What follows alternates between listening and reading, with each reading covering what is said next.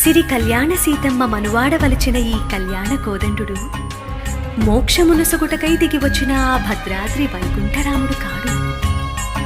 దుష్ట శిక్షణకై తరలి వచ్చిన ఆ ఒంటిమిట్ట కోదండరాముడు కాడు. సీతమ్మ పతి అయిన శ్రీరాముడిగా ఆమెతో కలిసి 1000 సంవత్సరములుగా మన భాగ్యనగర అమ్మపల్లెలో కొలువయున్న శ్రీ సీతారామచంద్రుడు. ఇంతటి విశిష్ట దివ్యక్షేత్రం వేదికగా ఈ నవమి నాటి ఉదయాన సీతమ్మ తల్లి శ్రీరామచంద్రుని కళ్యాణమాడే ఆ లోక కళ్యాణోత్సవములో అందరము పాల్గొని మన భాగ్యనగరాన్ని భాగ్యక్షేత్రము చేద్దాం.